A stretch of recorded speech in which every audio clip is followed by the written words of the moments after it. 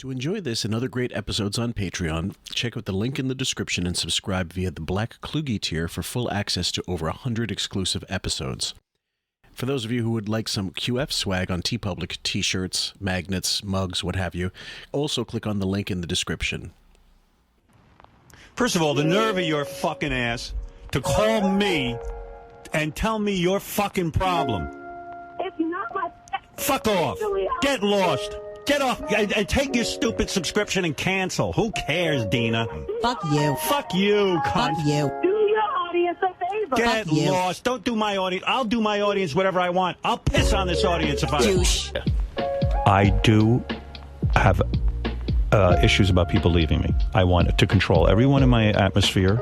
I am a puppet master, and I want everyone to be a puppet. He was saying goodbye to me, and he leaned in for a kiss, and I smiled so big that he literally kissed my teeth. I cheated on every one of my boyfriends except for Howard. For real? Mm-hmm. Really? The day I met Howard, my cheating days ended. You were a cheater? I was a cheater. I hate Beth. I think she's only after Howard's money, and she's a real horse face. Can you bang any of those stripper broads on the show? Teresa Lynn said you banged her. Teresa who? She was on here. She was in your movie, Private Parts. Oh, Amy. She's one then. of the, No. Teresa, the one with the, Oh, the no. little ass. The big, She never said that. She told That's me. a lie. Oh, Admit you're lying. that's Tony. She told Tony, did I ever bang Teresa Lynn? In New Jersey, welcome to the wrap-up show. Does any of you gentlemen believe that Beth actually loves Howard? Yeah, let's cut right to the nitty-gritty. Artie and I spent last weekend with him, and if she's in love, then she should get a fucking Oscar. If she's not in love, I should say. If she's in love, she should get an Oscar. Freudian slip. See? Uh-oh, here comes Beth. Howard is Beth. Howard is Beth. I'm knitting baby buddies. What are you doing, Beth? I'm knitting baby buddies. I could just see our blonde, curly-haired son. At least you don't have to pretend your dog is actually a child. Beth once even said to me, it was funny too, because Beth once said to me, you know, I wouldn't mind being engaged forever. Like this was, years ago. She goes, I just think the ring is so great. I would love to, It's romantic. And it's romantic, Yeah. and it's kind of cool. But the second I popped the question, she was like, well, let's get on the phone and tell everyone we're getting married. I went, whoa, Yeah. no, we're not getting married. We're engaged.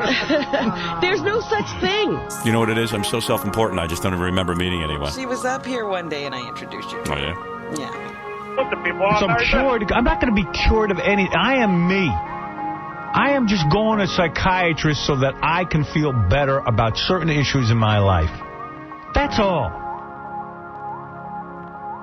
Welcome, ladies and gents, to QF, a podcast about Howard Stern. I'm your host, Fillmore, a.k.a. Jim Fix, and with me for the second part of this particular episode collection is Mr. Len Young. How are you, sir? I'm good. It's good to be back again.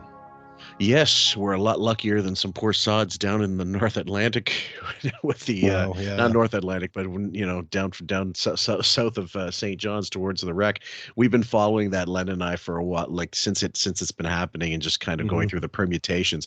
I mean, it's a tragedy. There's no question. Like, human life is being lost, but there's so many other bigger there's migrant boats from Syria getting lost at sea and all kinds of, like, with hundreds of people aboard. But the reason why, obviously, this one means so much is not because it was billionaires going down. That's a part element of it, but also because they're going to see the Titanic, and the irony of going to see this massive famous wreck and maybe becoming part of it yourself in the process. And it's just, that there's comedians they were sketching ideas, they were writing ideas as it happened. Yeah. This is a recreational tragedy, essentially. And look, a lot of people will push things to the edge for a thrill. Michael Hutchins. There's a lot of people who will do dangerous things. Sleeping with Paula Yates wasn't bad enough. You had to hang yourself in the process. Yeah, David Carradine. But as we're recording, I think the oxygen is due to run out. So this is quickly going to become, as I suppose the two of us and most people have really believed, this has always been a salvage operation. But it looks like they will probably call it today, I would say. Sadly. Yeah, I'd say so. Yeah, they'll go probably 12 hours beyond the whatever reasonable time would be, and then because the other thing is they had one bottle of water for a one. That was the one thing. There's people out there going, were they fencing for that bottle of water? Were they was one? And that tweet you sent me, that was one of the first things I thought of was there's 4 days of oxygen if you're one person, if you're 4 people. How much is there if you're just one, people, 5 people? You know what I mean? Like, and then all of a sudden it's just one. And there was a Twilight Zone episode about not this kind of situation, but the end of the world was the coming apocalypse. Like there was going to be, I can't remember what it was, like a nuclear war or something.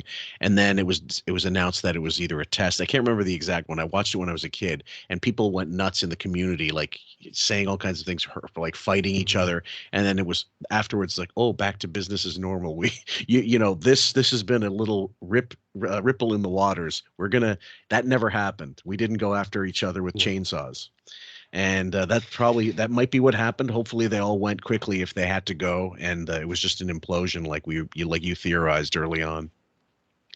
Well, there was that banging sound that they heard, and who knows what that was. But the fact that it was every half hour would lead me to think that it could have been from the submersible, because if it was random noises, that would be one thing. But if they were doing it, they were timing it every 30 minutes. Yes. That's an indication of life. I'd say so. Or quarterly or whatever. It's one of those things when I think too much about it, when I think too much about what may have gone down inside that submersible, I kind of have to think about something else, because it's genuinely horrifying. Yeah, it absolutely is. I mean, the only positive thing you could glean from this is at least Shuli wasn't on board doing his stand. So, well, I'd say they had more laughs. I'd say they've had more laughs in the last 4 days down that submersible than Shuli gets at a live show. And Shuli be on the network, guys, I crushed.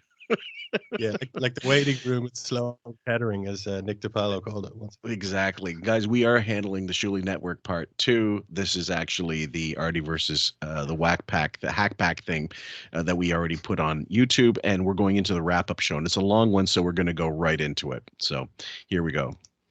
We found out Sal Governale was the president of the Beastie Boys fan club. Everyone was a little bit sensitive about Artie's comments about the Hack Pack. And if you want to call the wrap-up show, you get us at 888-STERN-100, or you can call 201-876-3239, and Artie will forward the call here. Yes, that is his real home phone number if you can get through. But let's kick off with what everyone seems to be so sensitive about, which is Artie's comments and Shuli coming in, Sal coming in, Levy calling. Is everyone overreacting? Is there too much sensitivity there? Is there meaning behind the words? Gary, what do you think? Here's how I see it. Artie was totally joking around, no doubt. But Artie only jokes around with people he likes to fuck with. And on something like JD was saying, Artie will only goof on people he doesn't respect. And to put it in perspective, would Artie ever go on that show and make fun of Howard and make fun of Howard's show and make fun of the show, even though he knew he was only kidding? Would he ever do that? He's done it in the roasts before, but he's never just said, different. hey. That's different. That's not outside of here. And he already even gave the example. He said, he called Howard a fruit because he got engaged. But that's different because you call Howard a fruit to his face. No, he did it on, did you do it on a talk show? He did it on Kimmel. Okay. So Bowie with all the inside intel as always. Yeah, just within seconds, his entire theory just gets blown out of the water. Well, actually, we should shut up, and we should, offer our sincerest apologies for the minions of the long suffering minions of the Mike Starr fan club who, just destroyed you on in the comment section. Yeah. Remember that? Yeah, you sent me on so yeah. I've done a lot of soul searching over that. I've had to really I must, guys, Mike Starr's family has forgotten him. Oh, Jesus Christ. So look, I don't know why I thought that, but Mike Starr got kicked out soon after it came out. So apologies. He did perform on Dirt officially, but now he's just one with the Dirt. Yeah. Sorry. It's the window's open. It does, but I don't know. Artie, let's just ask Artie because he's standing here. The rap is that this is what the guys are saying. You won't make fun of somebody that you respect that way. Like do you go on other shows that goof on Howard and Howard's show? I'm just asking. I'm playing devil's advocate. I don't know how else to put it except the fact that I was kidding around. I don't know. I don't. But you do know that those guys are sensitive, right? I know, but they're gonna have to get over that. But is there a part of you that is it fun to fuck with them because you know that they're so sensitive? Yeah. Well, if you tease a guy in the playground and he doesn't care, you never do it again. Right. I can say that without any shred of doubt that that's exactly what happens. If you don't get the reaction you stop doing it. Or if you get a decidedly negative reaction and they kick your ass, then you certainly don't do it again.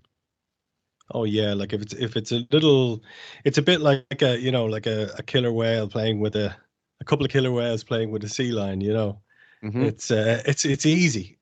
Bullies will do that if there's no threat, or even someone just looking to rip the piss out of somebody. If there's no threat and they're getting a reaction, they'll keep going.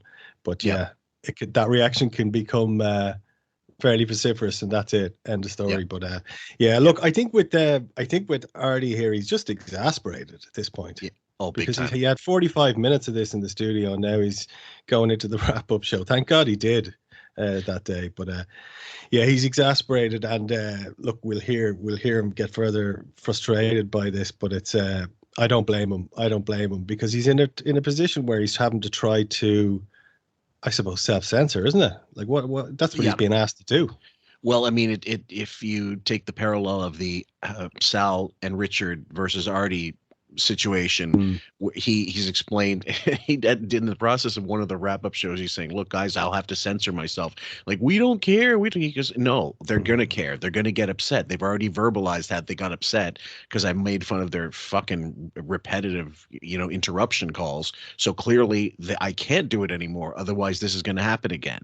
So they're all, and I imagine it's a lot because of just the environment. Shit rolls downhill, and it starts from King Baby. And so when Sloucho decides, fuck you, fuck this, fuck it, fuck Jackie, all these tchotchkes, no, I don't want you to release a CD. No, you can't have Friends of the Howard Stern Show. It's just going to be Stuttering John and Friends or whatever. So you get thinner skin, and I think it also helped that he hired people with already existing thin skin to begin with. Yeah. But I'd say the environment makes it worse all around. It does. And you can't help but think that this, obviously not for us because we get to hear all this, but this would have been better off the air. Like if Shuli really wanted to kind of clear this up, he would have gone to Artie privately, because it's just totally blown up in his face. I mean, this could not have gone worse. It could not have gone worse. And what I'd love to know is how did he envisage this going? And I keep thinking, and maybe I think you told me this, that what Shuli was expecting was Artie to say, look, Shuli, look, those guys you're better than them. You're in the higher league than the Hack Pack. And that Shuli would be somehow kind of promoted to a different level than what he was currently on. But that didn't happen. And he ended up having to change his story and say, well, look, I'm doing this for the group. And then he said, well, I'm doing this because I respect you. And then I'm doing this because we can't sell tickets. Well, what the fuck is it? Well, the other thing was someone outright messaged him on Twitter. I can't because I've been blocked since a long time ago, since when he was still on the Stern Show. And they asked him, that was you basically asking Artie not to make fun of you, not to connect you with the Hack Pack. And he goes, basically. I'm like, well, it took us 15 years to get what was painfully obvious out in the open after so many bullshit stories. And on top of that, I don't know if we talked about it in the first episode, but it was his bid to get airtime, to find a shoehorn him onto the air surreptitiously somehow, like tell someone, Gary, oh, I got a problem with Artie, so if you get it to Gary, he'll tell Howard, and then I can come out and I can be on the air for once, in a blue moon. And and then it blows up in his face, obviously, because he looks like a complete pussy. Oh yeah. And the consensus, and I didn't mean to cut you off. In the consensus amongst the callers is, like, thicker skin, guys. What the fuck are you doing? Like, you're supposed to be comics. It sounds like an after school special now. It's more than just that, though, Fillmore. It's more than just thicker skin. He's really exposing his own ignorance of how showbiz works in business, and also life in general. I mean, he's really like. I think this guy Shuli's very entitled. I think he must have been spoiled, because he's basically saying, no, mommy, stop saying bad things, like, and then he'll say, well, I'm doing this. He tries to kind of portray himself as kind of as some leader of a union. Oh no, I'm actually protecting my guys, but he isn't really. Yeah. So I think a smarter person would have looked at this situation and just gone, you know what, this won't go well. If I go in there and start doing this, it's Artie's gonna, in any kind of battle of words or battle of wits, Artie is, there's not many people, certainly in that world, who would have the upper hand on him. So I don't know what he was thinking. No, he miscalculated by far. Yeah, that's funny. By the way, I just got the funniest call from Billy Mira. He's like, he calls me up and goes, you guys should thank your lucky fucking stars. He goes, I got rejected from the Hack Pack. Where does that put me? Because I can't even get into this lineup. I mean, I only said it because hack rhymes with pack. I just want to say this, and that is, it wouldn't bother me so much if it wasn't somebody that I respected and that I enjoyed working with and I consider a friend, and that's what. Well, you laugh all you want, dude, but I'm being upfront and honest with you. He's not being honest. Yeah, totally not. Yeah, he's now, what he's now trying to do is say he's trying to appeal to Artie's kind of good nature, maybe, and just say, this isn't about the business. This isn't about money. This is about us, man. This is about our friendship. This is about respect. Bullshit. This is about you trying to get it, this is about him trying to kind of not be tarred with that, brush, that hack brush. Well, yeah, it's like, you never even invite me to your house for coffee, even though my wife is godmother to your only child. Trying to pull these strings with Artie, like, and all that Artie's thinking in his mind is, this is just, he's abroad. Like, he's absolutely like a woman now. And now the other thing is Artie, and he said it over the years on the air, like when Gary first of all said he was upset when he had the idea that Ralph floated to him that he wasn't wanted on that trip to Afghanistan, and clearly Artie didn't want him in Afghanistan. Yeah. There's two examples of Bowie shoehorning himself into Artie's company for no really good reason and just being there for the hang, but claiming, I wanted to make sure everything was going right. When he went to the craft party and he was pitched to entertain the Patriots owner at their house for do some stand-up one year, and then Bowie, being the connection, went anyway and got money out of just being there. Like, he didn't have anything to do. He just introduced Artie because they were fans of the show, and Artie made something like for $25,000 or something to perform. Mm-hmm. And I'm sure in that situation, he probably looked askance and said, no, it was good to have Gary there, whatever. But he probably would have thought, well, what money did they take out of my pocket to give to Bowie for this gig? And then of course, the Afghanistan trip, which wasn't a money thing. He wasn't getting paid to go over there. It was just to entertain the troops. And then they're thinking, well, we could have brought anybody else. We could have brought an actual comic instead of Bowie. Yeah, and like the problem with Gary is that there's nothing there. Like, and I do appreciate that Gary is a draw, but it's a bit like in the same way that High Pitch Eric is, because once you see his face. Mm-hmm. And once this, maybe you may get one laugh. That's it. It's gone. That's it. Yeah, it's no different than Howard going on Letterman in drag. Okay, so you went on drag. Where's the laugh? The initial recognition laugh, if like maybe once, like it's not even 5 seconds, and now you're just dressed in drag for the rest of the fucking segment, and you have nothing. You got nothing to say. Yeah. And it's not funny either. So no. Hey, man, I don't know what your problem is with me, but I didn't have a problem with you. I mean, I didn't.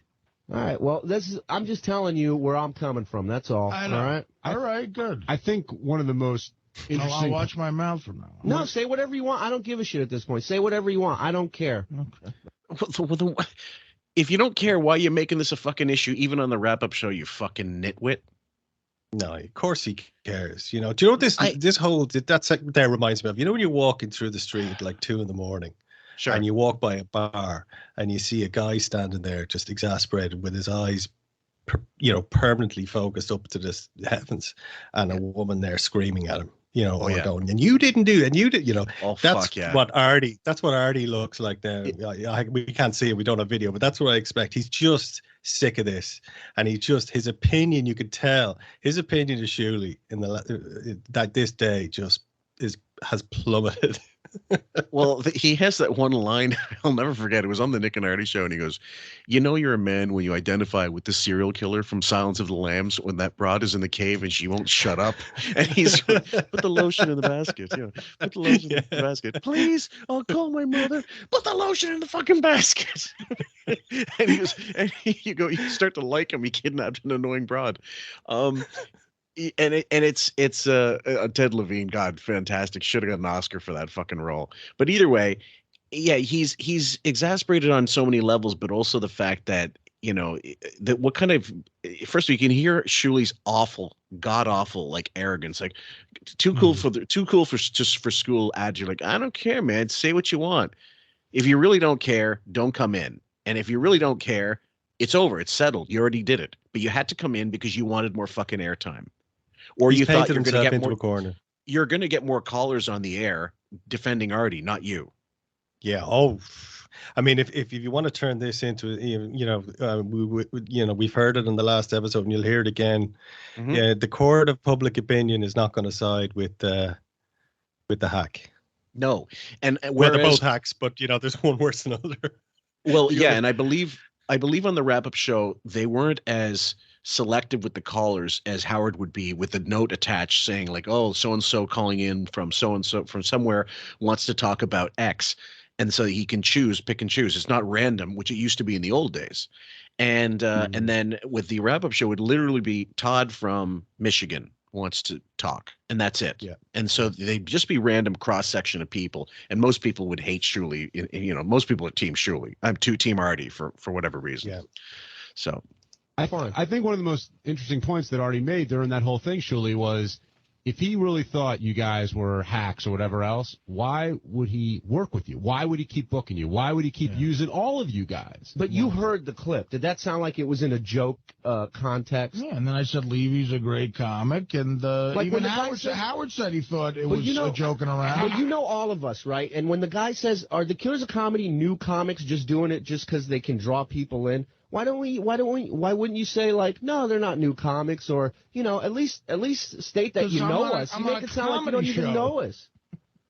Well, where else would where would we? I'd rather you trash us on OutQ than on Raw Dog, the comedy channel. I wasn't asked on OutQ. I'll gladly trash you there if I can get on. Shuli, do you really think it's right now? That's where Shuli needs to be.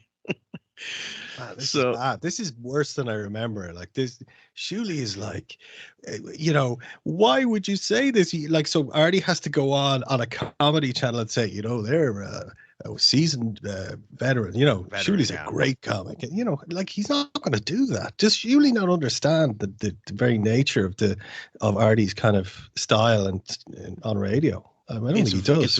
It's a very working class, and that's why I love guys like Florentine, because they're lads. You know what I mean? They're just they're guys. They're not gonna. Yeah. It doesn't mean they're heartless. It just means that if you're gonna come at them with something, it has to have a little more actual substance. Like if you came up to Artie, if you're Shuli, and you said, "Look, the last 5 gigs I've done since you said that, all I get is hack. I mean, it's not that I can't take it. It's just that I'm not even able to do my fucking gig now because of the idiots that we draw. Mm-hmm. And if they are that stupid, if they are really that stupid, intimate to Artie, explain it to him and say, just take it back. It's no different than if he had any logic, he'd say it was like when Chevy Chase his daughter was called a cunt at a baseball game because he was feuding with Howard, and it was a Howard fan wanting to fuck with Chevy. As soon as Chevy made up with Howard, that stopped. Yeah, but at the same time, there's some things that can't be unsaid, and in the same way you said recently, I think you said that once you heard Artie do his Lisa Lampanelli impression, there was no reverse gears, there was no going back, and I think that's the same here. Artie was, it's not like breaking a spell. You can't just say to the audience, "Hey, look, forget that hack pack great joke that I made," But you see, this is again, it would be even worse because he's got to mention the name hackback. Again. But like I think we mentioned this in the last episode. This is another sign of Shuli's naivety, where when some guy called in and said, that shalom Shuli thing is really overplayed. Yeah. And Shuli said, well, I haven't got time for anyone. I don't think that's representative of me as a comic. If anyone's going to judge me in that, I don't care. I'm not going to, and it's like, dude, you don't get to fucking decide that. That's right. You can't pick and choose. You can't pick and choose what the audience are going to pick up on. I probably said, I'm repeating myself. No. But I think that's just an indication of his mentality. Well, yeah, I mean, ultimately, you're not the arbiter of what people are going to say about your comedy. History will have its say. People will have their say. And if the overwhelming view of the court of public opinion says that you're a hack, then you probably are one. Of course, yeah. And look, Artie's the same. Artie has that catch. I used to cringe when Artie did that fire thing, the AC/DC thing. Oh, guy, it was awful. But the thing is, there was a lot more to him than that. With Shuli, it's Shalom Biatch, and it's the airplane bong joke. hits, the airplane joke, the wheelchair joke, and I had the idea. Well, I didn't have the idea. I think someone suggested it on the thing, or you did, or I can't remember how it came about. But I said he's got that Shuligy album. It's got the sober show that Shuli's calling it, and a drunk, like a stone show or drunk show, whatever. Like, what if we reviewed it, just listen to it? And you tried to listen to it, and you said you couldn't even make it. What, 5 minutes? Yeah, I think we talked about this before. I just had to keep going back because I would just naturally drift off. You were drifting off? I would, just in thought, and I have to keep, a bit like a child trying to study, like when you're kind of hyperactive. You have to keep going back a page because your eyes have been tracking the words, but you haven't been taking them in. Totally. Affect your ticket sales? No, I don't think it affects the ticket sales. I think it affects the fact that people come to the show and yell shit out. And the kid who hosted it. That's Pete Dominant. Yeah, get him in there. Hey, when you guys was fucking with you, not me. When you guys go on, what's the order that you guys go in? I host, and then it's Richard usually, then Yucca, then Sal. So Richard's Jim a bigger hack than Sal, then, Jim right? Florentine's on it. Why? The truth is, the real hack is the MC in a comedy show. Yeah. The least talented person is almost always the MC. Now, I have MC'd, but just because it was we rotate the job.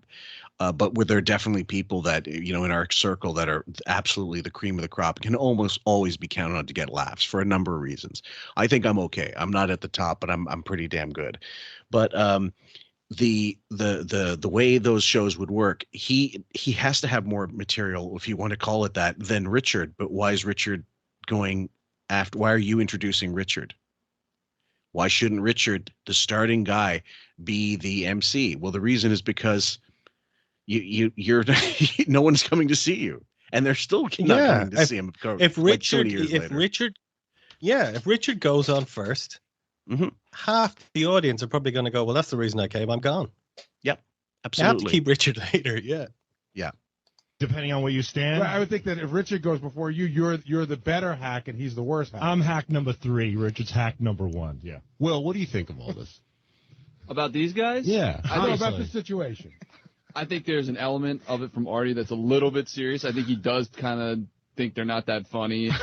And I think they're very sensitive about it because on some level they do believe that, they're kind of starting out and they sell on the show because they're on the show. Have you noticed that since any one of these things I've said about you, that you're not doing as much business for some reason?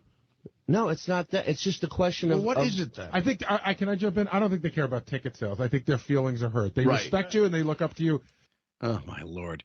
Well, and by the way, God love Will. He might be a bit of a shitbag sometimes, but he nailed it completely. And Artie laughed because he knows Artie too well. He knows him enough to know that was the truth, and that's why he laughed. No, he nail on the head. Yeah, I think Will make some good contributions, when required. I think that what was the show he did with Jason? That had some great. The back office radio. Yeah. Back in the old days. God, it seems like a long time ago now.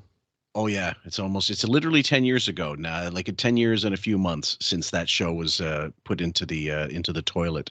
And it was great. It was getting better than the wrap-up show because at least you'd get some back office stuff. Yeah, and the culture was different back then. Oh yeah, totally. Like when you made that joke about Richard like 10 roasts ago, he was like devastated. Not to mention he went up on stage the next 3 times that he went up on stage, and they wouldn't let him get a fucking word out. They just started yelling shit that you said about him on the roast. It was practically Melrose Larry at that point. Yeah, well, I mean, and it's not fair to him. The guy is good. He's got good material. At least let him give him a chance. And how long do you do on the show, Sal? About 15 minutes. When I do, is that true? I mean, there's I'd say between 10 and 15.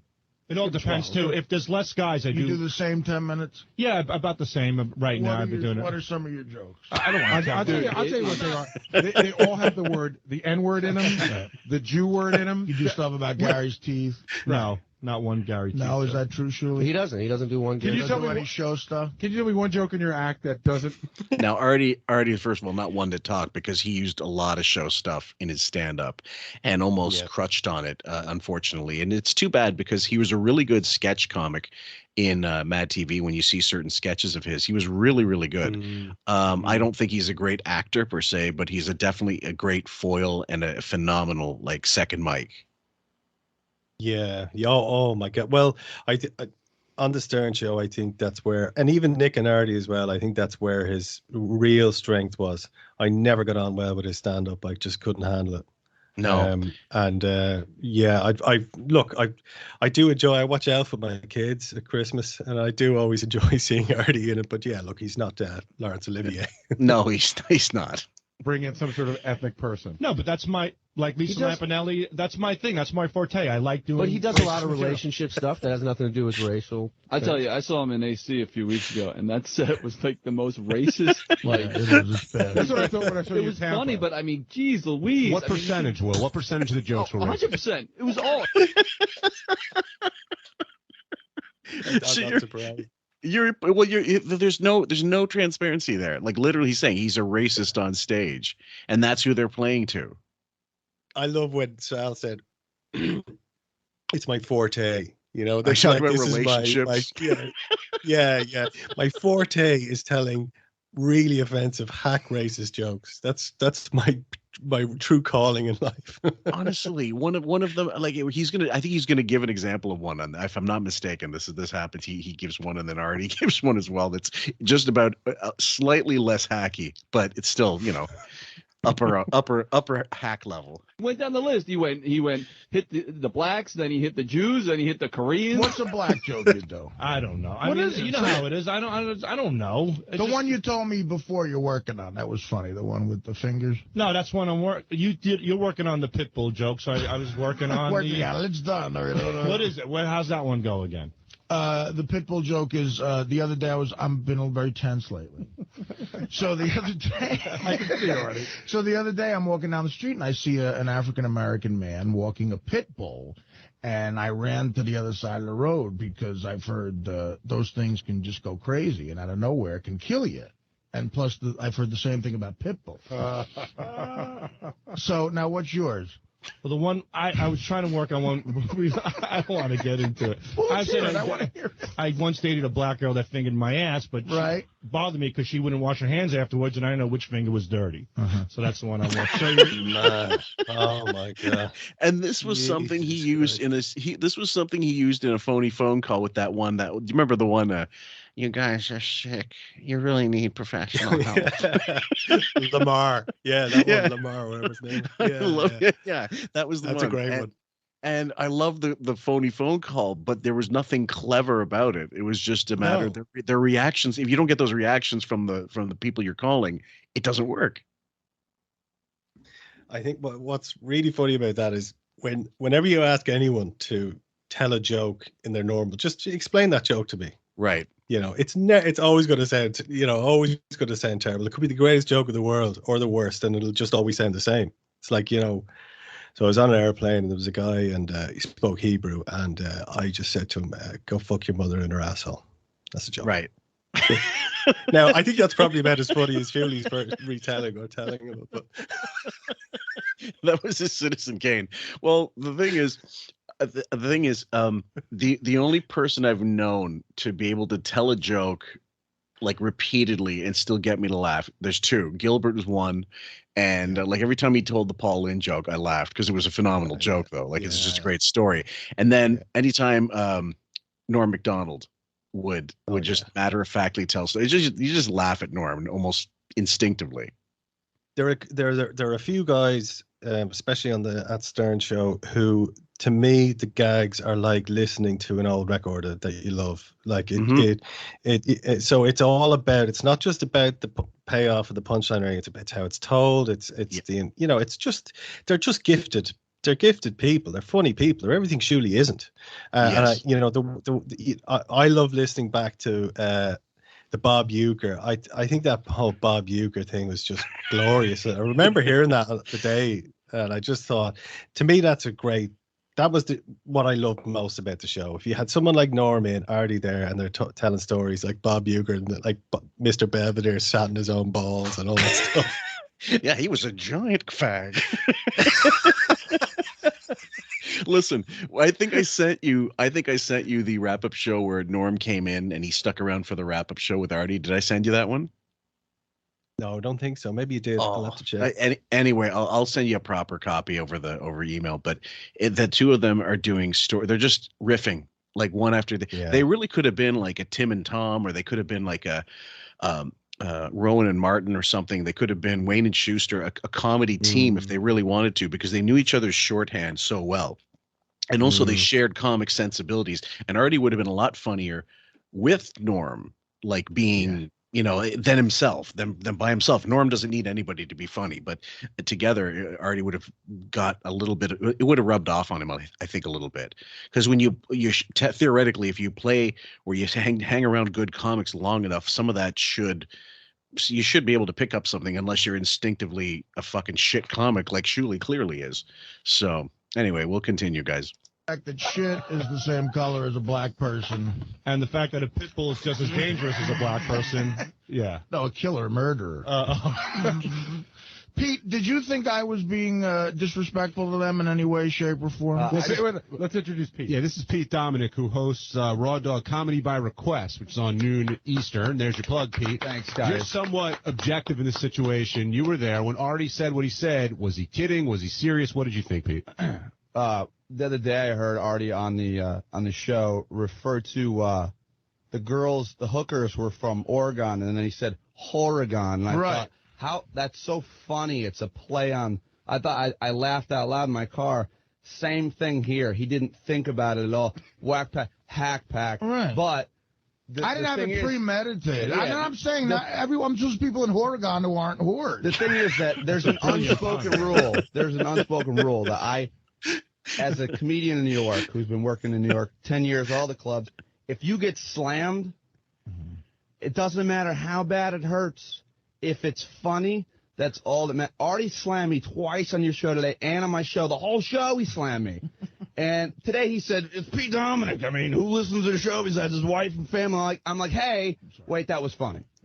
So the host, he is there, he's taking worse shrapnel than Shuli ever got. And I guess the real point is, if you're going to get pissed off or make an issue out of something so infinitesimally just that small, then you have no way. Like, God only knows how he's handling all the Shuli Anonymous thread that has destroyed him. Man. And even the Dabblers Anonymous. I mean, I think the sentiment against Shuli went back a lot further than people think. Oh yeah, I think so. And even on a, like, just to go back to what we were saying, like how badly this is going for Shuli. A lot of people listening to the show on this day, maybe like I wouldn't have been that aware of him. But apart from being on the news and weighing hypercherics turds and whatnot, but at the end of this show, I would have learned two things: Shuli's definitely a hack, and he's a thin-skinned pussy. Yes, and so a lot of people didn't know those two things before the show started. Now, here's my question: being into self-flagellation, would you thereafter pay money for a Shuli show if it was $10 and near your area just to see how bad it was, to see the train wreck? I don't know. I think back then maybe I probably would have, because I was just such a big fan. Right. But man, it would not have been. I think these are the type of shows that you don't feel any way bad or shortchanged walking out halfway in. Well, no, when it's the killers of comedy and you see all those people, you're really, you know what it is? You're actually going, it's almost like a con. You're going to see them and to just to soak in the atmosphere. But you don't really care. Like if you get laughs out of it, well, then that's a side bone. That's the almost incidental in these situations. But if you're going to see Nick DiPaolo, you're going for a comedy show. Oh yeah. Now, like Jim Florentine, I definitely, you'd stay around for him. But like at the same time, you'd like to see the Iron Sheik, but you maybe don't want to see 10 minutes of it. Just Rest in peace. Rest in peace, Kozlov. Yeah.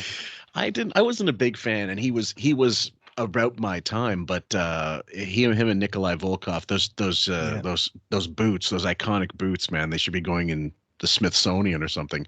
But also Pat Cooper. You want to give a shout out to all the Pat Cooper heads out there. God, he was a group. He was always a group.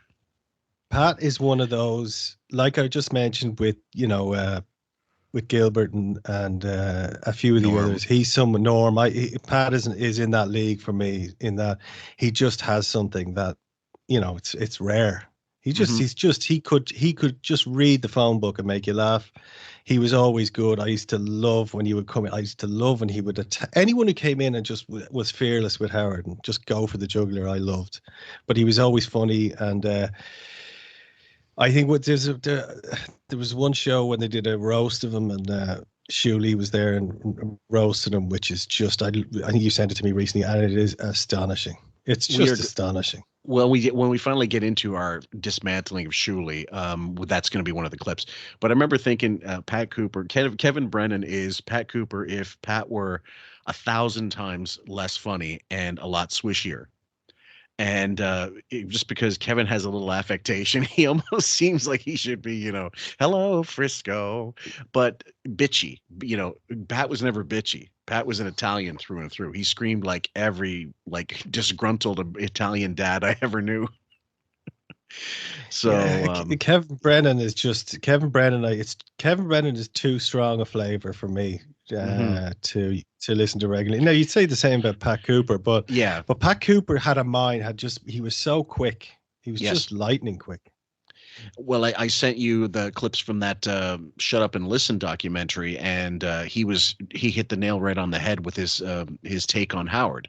And it was, and also there's a great interview he did with Tom Snyder. That's fantastic, where he takes people apart, like headliners and stuff. I will definitely have to go into that at that time, guys. Sorry, don't mean to slow this one down. Let's get through. Like it hurts sometimes, but it's funny. And Shuli, like I talked to him about it yesterday. I don't know. I understand the sensitivity, but comics are comics. We're really mean to each other for the sake of funny. And go sit at that table above the Comedy Cellar one night. I mean, you walk out of there crying. I leave there listening to Tony Robbins tape. I mean, we're comedians. We're laughing. We're joking around. I was joking around. I mean, you're acting like a ninth grade girl. I mean, come on. Let's take some calls, find out what other people are thinking. Let's go to Kathy in Connecticut. Kathy, you're on the wrap-up show. Now, before we go to Kathy, just there's the out. That's where Shuli could just walk out right there and just admit, accept your losses. Stop the bleeding. Stop, exactly. And now, if he does, but now the problem is there's going to be callers calling in about the whole thing. So he really is hoist to his own petard now. He's got to go in there, and he's got to, like, now it's like that Wile E. Coyote pressing the big genius machine, and it goes, it's time to take your medicine. I love that one. Hey, how are you? Good, Kathy. What are you thinking? I think Artie's just kidding. If anything, he knows it strikes a chord with them, and he just wants to see their reaction. But if you know it strikes a chord with somebody, isn't that in an underlying way being a tiny bit mean? And then Pete made a good point too, where I didn't go in there premeditating. Like he brought them up, and I want to go back because I don't know, was just trying to think on my feet and be funny. I don't think that's brilliantly funny, but it's something I thought of on the spot. If you know it pushes our buttons, and once you push it, like. And then instead of saying I just did it, fat jokes tend to push my buttons, and we get off a lot of them every show. I mean, can I give you guys a list of what I can't talk? You can't talk about with me. I mean, get a thicker skin or shut up. You don't enjoy being asked to be weighed every day? Yeah, I mean, come on. Do I ask you to get on the scale every day? Oh, Shuli, come on. No, do I? But you attacked me as a comic. Do I attack you as a fat guy every day and say get? Okay, so that's twice or three times now where he goes, you attacked me. It's nothing about the group. Yeah. It's now strictly about Shuli. Now is real. Now that's the real, the truth coming out. Yeah, exactly. This is, you're finding out what's really bothering him, and that he actually doesn't care about the group, and he's happy for the group to be regarded as hacks as long as he's not grouped in with them, and that's the entire MO here. Right, and if you're really such a team player, you want to make sure no one gets that designation. You really want to protect your boys, basically, or if you want, then don't go with them. Don't be associated with them, and you won't be part of the hack pack. Instead, you'll be the solo hack pack. So here we go. On the scale, no, I don't. You're part of the awful machine that does it, though. All right, David Cleveland, you're on the wrap-up show. How's it going, guys? Good. Hey, I wanted to say real quick, when I was listening to it, I understood both parts. But when they played Artie on the show, as soon as he said that, he goes on to talk about how great Bob is. Right, but see, can I just jump in for a second? I thought that was agreed to. I thought that it was the part that made me think it was more of a dig was because Bob Levy, very funny comedian, he sold jokes to Chappelle, so he's even digging on Bob. I love that. That was already pissing on you or stepping on your foot while you're stepping on your head while you're swimming, grabbing a hand and then putting his foot back on your head. Have you heard the entire Chappelle? Have you heard the Chappelle Levy saga that I put together? I think it's on my channel, but if it isn't, I'll send it to you. Okay, I just have, and I think when it's the first thing Chappelle says, "Oh, so you're a hack?" Yeah, and to be fair, it's clear that Artie does try to stop that happening. Artie has a word with him and says, "Look, Bob, don't call in. Don't call in." Now, look, he ends up trashing him ultimately. But, look, it all came from Bob. In the same way, this all came from Shuli walking into that studio and bringing all this stuff up. Yep, without question. I don't know. Which is a very inside joke. First of all, half of the people listening might think he really writes jokes. Exactly. You might have done him a favor. Yeah, because that was an inside thing. And again, it's kidding around. It's stuff I would say at a roast. I mean, every day here is kind of a roast. Mike in Virginia, you're on the wrap-up show. Hey, I just called Artie's phone number, and there's nothing being accepted into his mailbox. It's full already. Yeah, it's all fucked. How long are you going to keep it this way, Artie? Well, huge business I'm running is at a halt at this point. I mean, Artie, when you gave out the number, I've got to move T-shirts. When you gave out the number, were you thinking, you might have still been thinking terrestrial radio. Were you thinking West Coast feed, 6 plays a day? Were you thinking that? Well, like every 4.5 hours, you won't be able to get in your phone. Well, I think it's probably done. I got to change it, I guess, now. So Owen Wilson's not a pussy after all. Well, no. For other reasons, he is, I'm sure. Okay, for guys, for those who don't remember, he gave out his number on the air, and then everybody, like, it rang off the hook. His recounting of what happened when he picked up, he went home, they emptied up, freed up space on his answering machine, and the minute he put the phone down, because he took it off the receiver to keep his neighbors from getting pissed off and hearing all the ringing, he took it off the receiver, and the minute he pushed it down, somebody was calling him. and it was some caller saying, Artie, yeah, Artie. He goes, this is your wake-up call. You got to get to work. He goes, this is the best thing ever.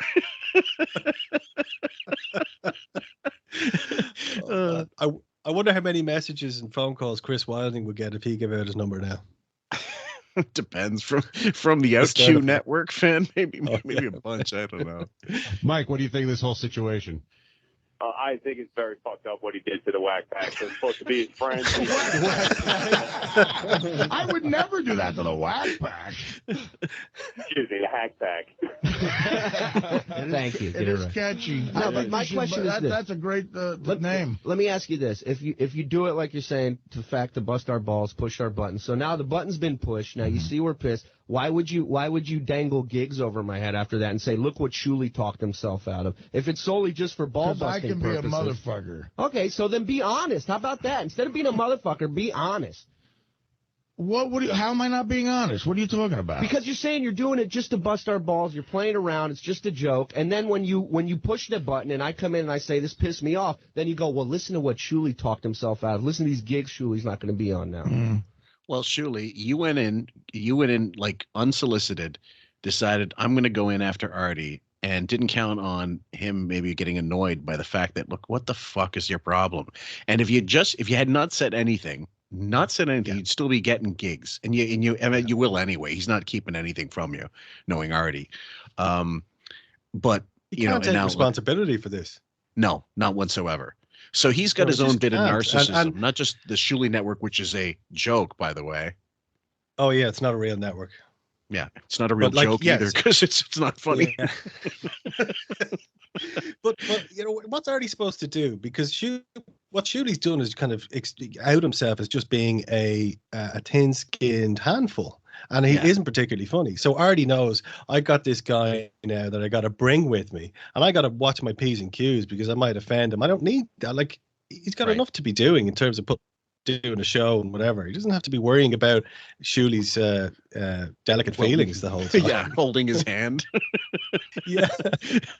Jesus. Artie's a kingmaker. Yeah, well, you're putting me in that status for some reason. I don't understand the... You said it. I gotta go, but I just want to say, him saying that on my show is one thing. You bringing it up and this whole issue on your show, like, how many people listen to my show? Dude, I got so many emails and texts yesterday from people the second it came out of his mouth. That's you got a big show going. People follow him wherever he goes. They follow me. I know, but you saying it, you bringing up the joke he made about you on the Howard Stern show today did 10,000 times more damage than him saying it as a throwaway. Bingo. Yeah, exactly what we've been saying. It. Yep. The only people who heard it yesterday were Pete's cousin and wife. Exactly. My cousin, I pay for both their subscriptions. It's annoying. Pete, I know you got to go. Give a plug again to your show. 12 noon every day, 12 to 1, Raw Dog 104, and I'll be opening for Artie this weekend. And if you want to punch me in the face, that's fine. He's my new host. What were you doing on that show, Artie? Hosting the Dane Cook versus Harry Shearer playoff? Thanks, Pete, for stopping by. I just lost as the captain of the Italian team. Thank you. All right, let's go back to the phones. Nick in Brooklyn, you're on the wrap-up show. Yeah, how you doing, guys? I'm a big fan. I love your show. And I'm totally on Artie's side. I mean, he's just joking around, busting balls, and Shuli came out looking like some little punk bitch, and that's all he is. And if I was Artie, I wouldn't give him any more gigs, because then Artie would look like a pussy by association. And this guy's old school. Very much. One more thing. He made a fucking comment. Some guy on the phone called up and said that Artie was right, and he was just joking. And then he says something like, oh, go sell your fruit. Like Shuli's better than a fucking fruit vendor. Yeah. I'll tell you what, Shuli, you ain't. That guy was pretty succinct, and it's hard to disagree with him. Oh God, No, he knew exactly what he callers. wanted to say. Oh yeah, there was no hesitation. You gotta love those callers that get in there and they're just like they're sitting in their easy chair at home. Yeah. I have a feeling that's very much an East Coast, like definitely a New York thing and New Jersey thing. Being very forthright and not being afraid to give your opinion whatsoever on a radio show. And also that guy, you can be 100% sure is not still a listener, does not listen to the show. You just know. There's no way someone like that is listening to Beth talk about her, being pre-diabetic or whatnot. Jesus. Cocktober. Fuck. You got that right, sir. Good point. Julie's on his high horse. Thank you, Nick from Brooklyn. I'm better than fruit vendors. It's official. You're no better than Eddie the produce guy. Don't ever forget for that. Sure. All right, let's take one last call on this. We'll go to Harry in Pittsburgh. Harry, you're on the wrap-up show. Hi, afternoon, guys. Hey, we were down in Pittsburgh for the show when Artie and them guys came down. And in my opinion, Shuli and Bob Levy, all those guys were a lot funnier than Artie. So Shuli, don't worry about it. You're there pretty you funny go. guy. See? It's not a question of that, dude. It's just a question, like I said, it's a guy I respect that I thought was a friend of mine. But this guy's saying you're funnier than a guy you respect. Yeah, but I'm not. But to me, it's not about me stating that I'm funnier than you. I don't care about that. That's not the issue. You're a peer. You're somebody I respect in this industry. Well, now you're insulting me by calling me your peer. Well, whatever. then you say that I'm a hack, and that tells me that guy I thought my friend is. That's great. I love it. He's able to turn on a dime, like he was. Yeah, Artie sounded like he was kind of consoling a 5-year-old who just, dropped their ice cream on the ground and, oh, look, it's okay. I'll get you another one. That guy thinks you're funny. Well, and then slams him within a second. My friend and doesn't respect me as a comic. I'm your friend. I'm your friend. I respect you as a comedian. I know we're not bros. He's your very annoyed and tired friend, but he is your friend. This is how women win arguments. They won't shut up. They win you down. Finally, all right, fine. I'll Julie, go to your sister.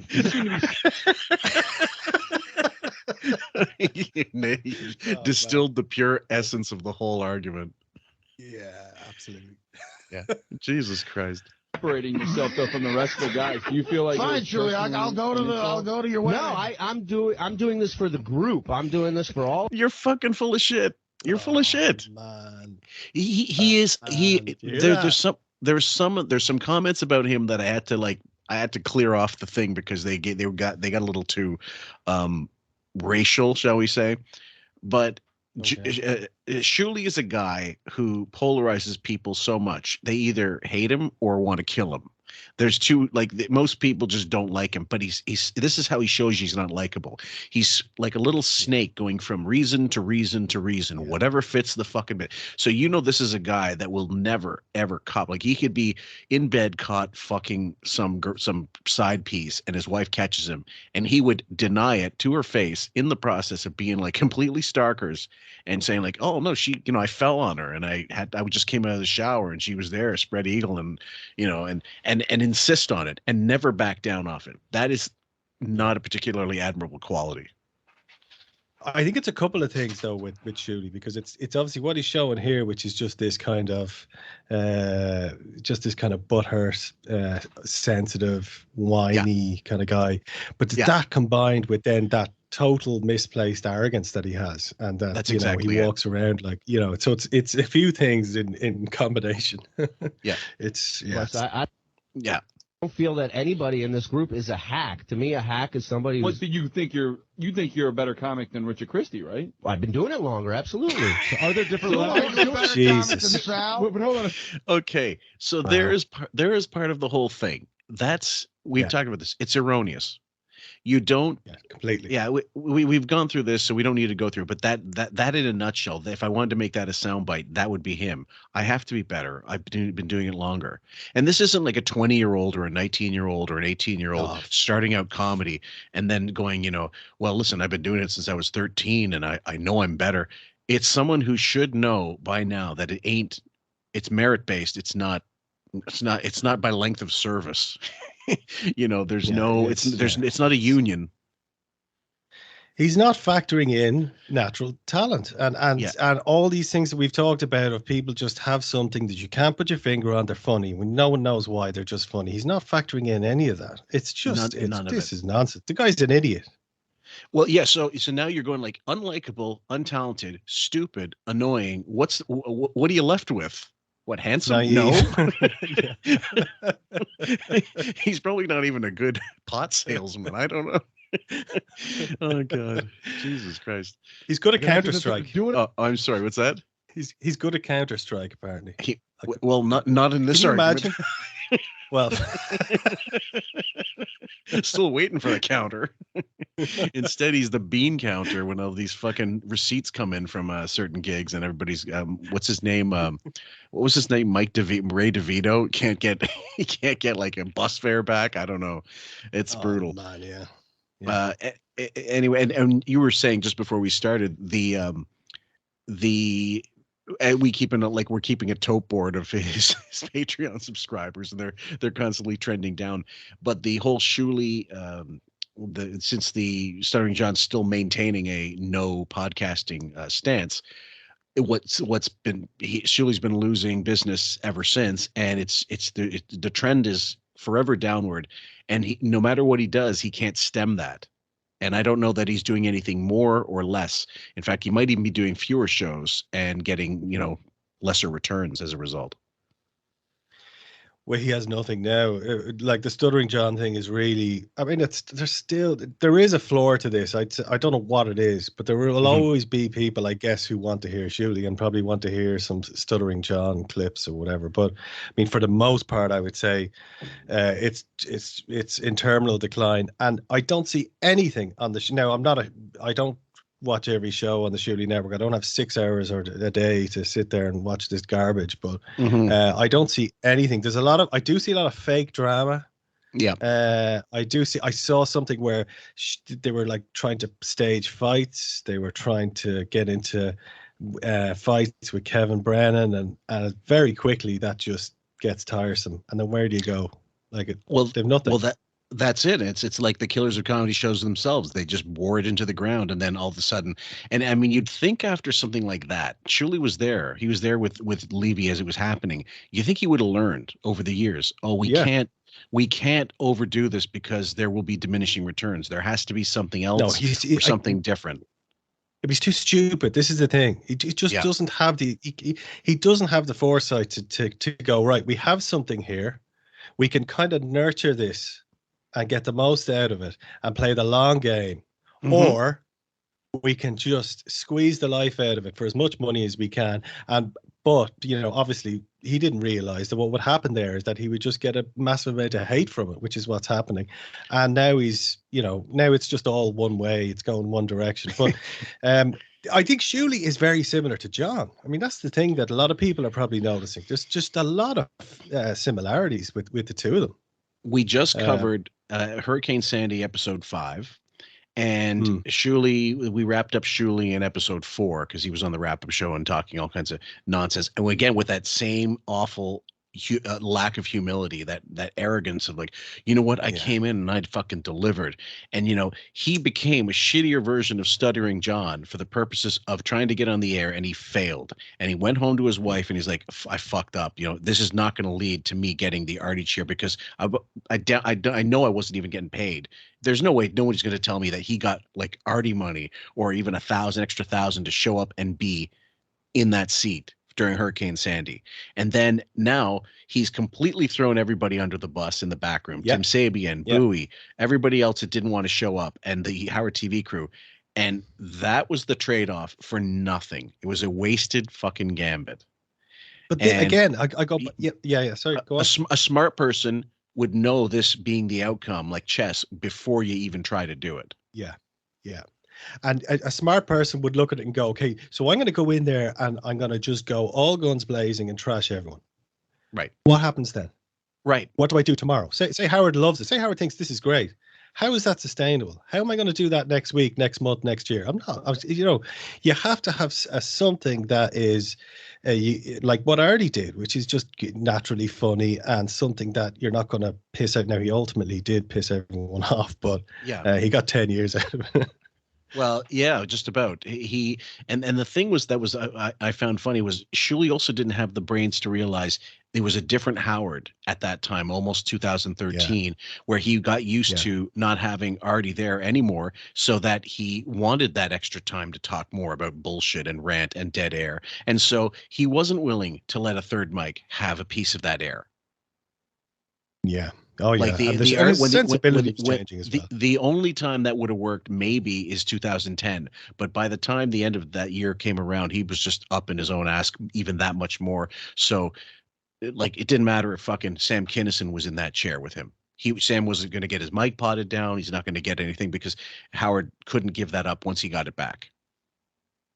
Well, I don't think I think we talked about this. I don't know whether you agree with me, but I think one of the ways that Howard kind of parlayed or not parlayed, but I suppose dealt with and moved forward from losing Artie in that chair was to say, right, you know what? I now have a chance to change the direction. I can become more TV friendly, family friendly. There's no way in hell he could have done that with Artie sitting there.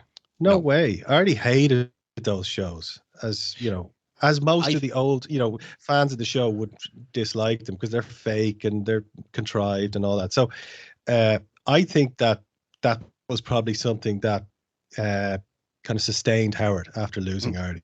I think now I'm going to become a big celebrity. Yeah. Well, part of the reason I think Artie would have burned himself out was because he was probably furious that he was making nice with Rosie O'Donnell, who no one likes.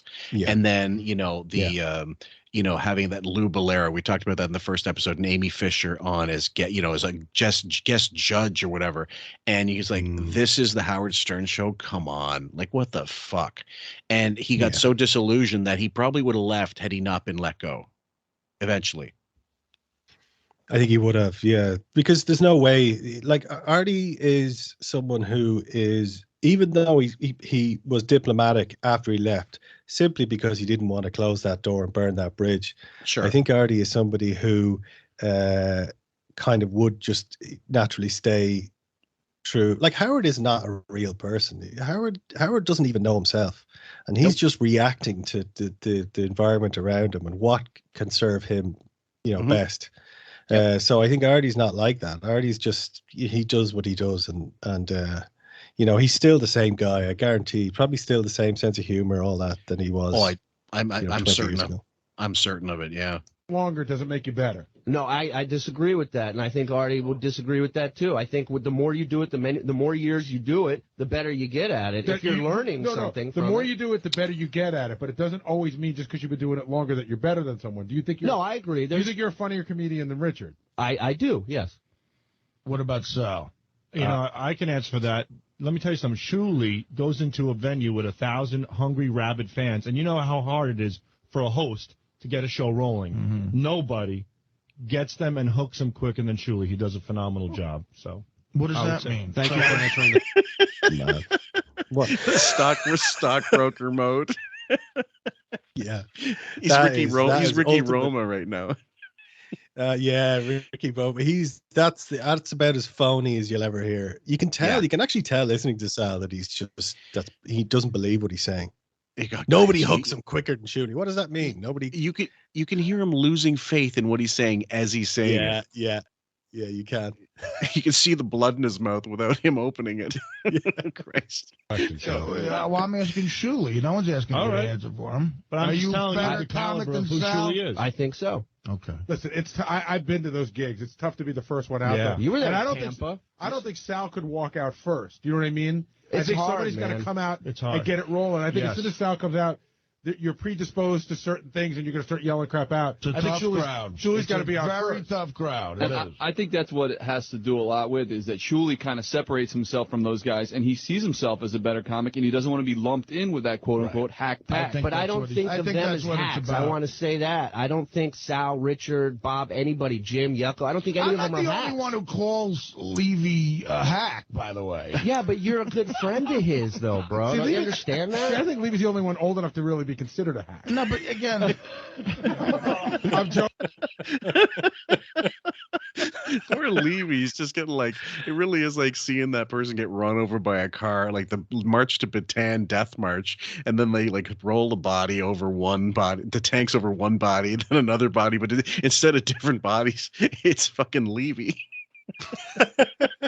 No wonder he lost the plot. I mean, the poor guy. He ended up. I think the police were involved because he threatened to kill Howard or something. Wasn't it? he made an actual thread, and the cops, like, apparently Mark Mercer, marksfriggin.com, he interviewed Bob, but Bob, between getting an interview out of Bob and then Mark Mercer writing it, you're talking about, you're getting like grade 2 legibility, perhaps, right. And apparently the cops told Bob, look, you're better than this. What are you doing? And they didn't. There's no formal charges, but Howard literally called the cops on Bob. Man, yeah. Or called the FBI or something like you're threatening to kill someone. So, and Bob, like, wanting attention or wanting this, like, that was just going to be the end for him anyway. So, but he'd already burnt that bridge. So yeah, I think he had. Yeah, and I don't blame him, to be honest, but at least he went over to O&A and stayed with O&A basically and said, look, at least I can hang with these guys and they'll let me throw the ball around. With Howard, it's always going to be some bullshit angle. And also, it was funny. I didn't find Bob particularly funny on the show, except for certain interactions. I almost think of Levy as like a hack packer. Like, I'm sure in his stand-up he's probably a good, like, club comic. I'm sure he can, with some standby zingers, whatever. But most of those whack packers, for example, I think were way funnier when Artie was interacting with them. Yeah, definitely. And treating them like people instead of treating them like freaks, which is what they ended up doing anyway. Yeah. Bob's act is all crowd work. I think it's about 80 or 90% crowd work, isn't it? I'd say so, yeah. But he's good at it. I mean, that's not easy either to do it well. That's a skill. Yep. Bob. Jeff, like the one I was listening to Roast Week, and Greg Giraldo called him a hack 3 times in his thing. I mean, but he doesn't work with Greg Giraldo every other weekend. Well, that's because Greg thinks he's a hack. I don't. Jeff in Connecticut, what do you think about this conversation? Honestly, what happened at the show? Back in the day, Fred would take shit for 3 days, Jackie for fucking months. Now you guys are going to talk about your feelings? Oh, my feelings are hurt. Just fucking rib on each other. Let it go. It's true. Is everyone a little too sensitive? You should keep this bullshit for off the air. You nailed it. And I know you've heard this before, but I know you didn't memorize it, so you didn't know that was coming. No, I didn't know that bit. I didn't know he was going to say that, but you can't help but think that this has just been such a disaster. Like, and again, Shuli just didn't have the foresight to see that. He just couldn't. he just had that kind of arrogance that this was going to go the Shuli way. He was General Custer at the Alamo. If it was just General Custer. No, my vagina has a discharge right now. Creamy discharge. All right. So do you think anybody in the Pillars of Comedy is a hack? Who are you asking? Shuli. No, I just said I don't think anybody on this bill, Jim Florentine, Yucko, Sal, Richard, Bob, I don't think anybody's a hack on there. So the hack pack is a misnomer. List the comics, number 1 to the last. As far as who's the best comic? Yes. Yeah, that's not the question. That's not what I'm here for. Hear it. Well, you started. Let me hear you list it. Let me hear you list it. I think you all suck. So I agree. It really is like a fucking bear. It's like a lion batting around a fucking fawn, just for fun before they kill it. Shuli did that whole, well, yes, what are you? Or, if that, what he said, you listed. Yeah, what do you think? Yeah, what do you think? He was setting up the beach ball for a swing. Start with Mickey Mantle and end with Mendoza. Well, would you put Levy number 1? Would you do that? Absolutely. You would? Absolutely. You're number 2, you think? I think maybe me and Jim might be close. So you're as good as Jim? I think Jim might be a little bit better than me, in my opinion. And then the Mendoza a little line, bit. Is that where it comes? A little bit. Like, that's the height of arrogance. You're not even close, dude. And Florentine would tell you he's not on the level of certain comics. Like he's got enough humility to say, look, I do what I do. If people enjoy it, fantastic. He has a sense of himself. He knows what he's about. He knows if people are entertained. Yeah. He has self-confidence, so it doesn't matter. But he's not going to call himself like, he's not Richard Pryor or anything. He's a working comic. Well, let's look at the difference between. Now I don't know Florentine's actual stand-up very well because I live where I do, but my kind of knowledge of him mainly would come from, first of all, the terrorizing telemarketers, which are fantastic. If he only had that, he would be fantastic. Yeah, I still go back and listen to those. The one about the guy with the upper decker and the logs in the toilet and a frog jumping off the log. And all. Anyway, I love some of those calls, right? Then also what he did was, I remember, I don't know when this was, but he had a podcast series with us, just him talking into a phone. Yep. There's no intro music, there's no props, there's no sound effects, there's no nothing. And it's just him talking for hours and hours and hours about, each one was a different one. Some of them were annoying Facebook posts or I love those, annoying. Yeah. Like Shuli can't do anything like that. Shuli, like you put Shuli into with just a mic and nothing else. What are you going to get? Like, I loved when Jim interviewed his buddy Gary from Florida. the guy was kind of like Dice Clay. It was crude as fuck, but just so fucking funny. But you're right. Stupid little themes. Like, one time he wrote, it wasn't a special. He just did it as an episode. He got his notebook of original jokes from the first time he started stand up and started reading them deadpan. And it was hysterical because he's going right after each joke. He's going, crickets, like shit, like that's just absolute crap. And but he had, Shuli wouldn't do that. He would never be that self-effacing and say, well, this is what I was like when I was starting out, because he's still starting out 20 years later. Yeah, even though we did a podcast series called Thanks for Coming Out, where they just talked about bombing as if they're now like old guys sitting around in their mansions with cigars and cognac and after having a successful career. Jesus Christ. So we're talking about, we were terrible. Look at us now. You're still shit. He's George Burned. Milton Hurl. I don't know. He's just Tim Wrongway. I don't know. Like he's just not like you have to have the presence of self. He doesn't have the self-awareness, and in some ways that might be keeping him alive. If he was if he had a slight bit more of self-awareness that everybody else the knowledge of what people think about him, he probably would jump off a cliff. Yeah.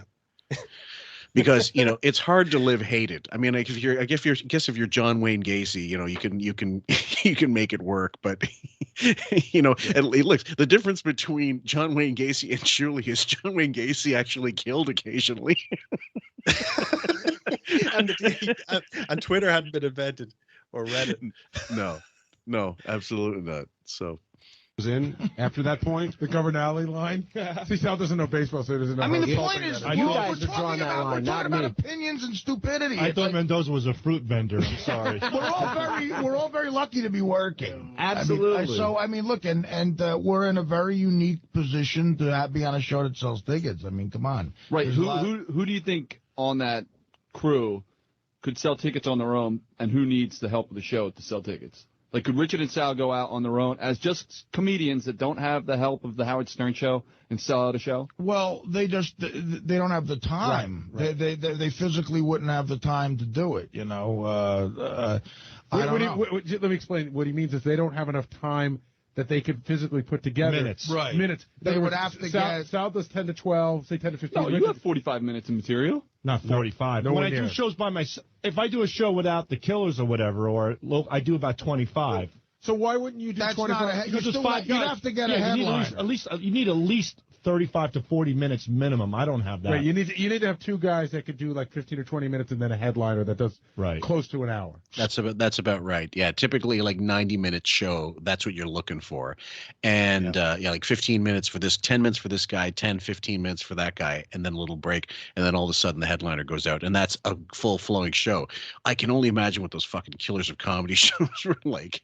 It must have been like I don't know, Caligula's Palace or some shit when he decided to make it a whorehouse.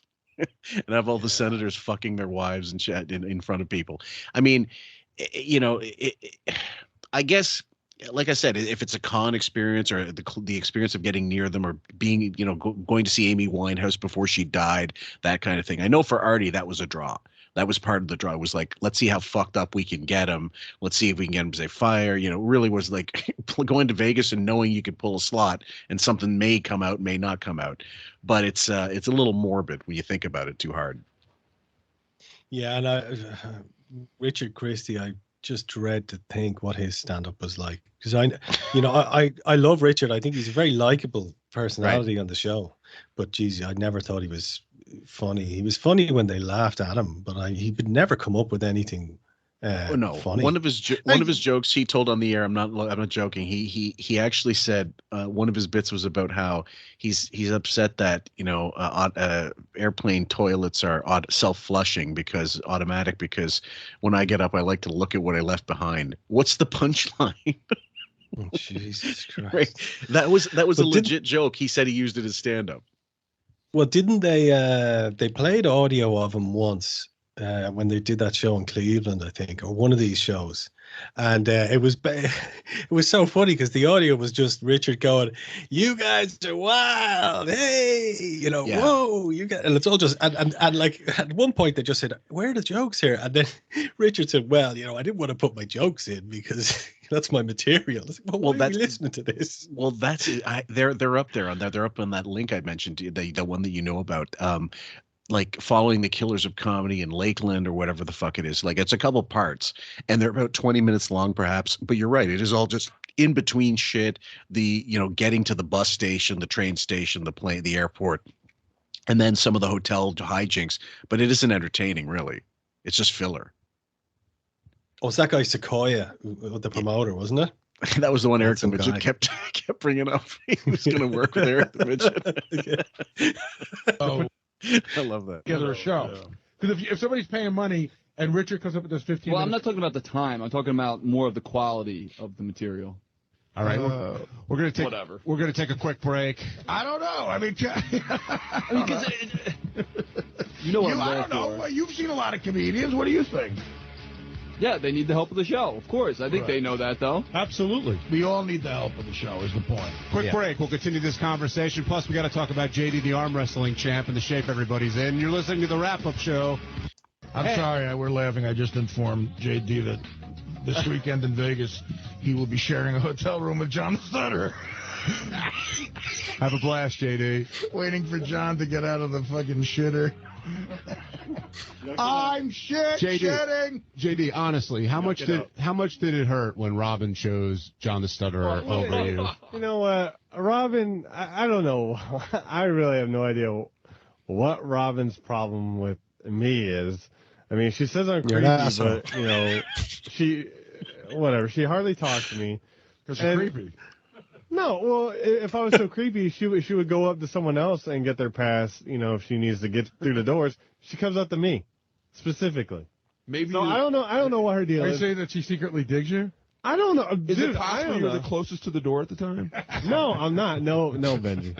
Nice try. Well, she wants to talk to you because she doesn't want to stop and engage Scott. It's 4 a.m. Whatever. Mike in Boston, you're on the wrap-up show.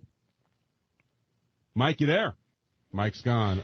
Now joining us, the Reverend Bob Levy. Welcome to the wrap-up show. There we go. See ya. Hey, guys. Hey, I think Robin does want to bang JD secretly. That's for sure. But what's going on with the thing today now? That was all I hear is like I'm at a party and somebody's going, "Oh, you're getting killed on the radio." What party are you at 8:20 in the morning? No, I was getting my son ready. We're at Belmore Lakes in Jersey. It's a big thing. One of those awful memories you'll have to get rid of in therapy. Yes. No. Oh man, that is great.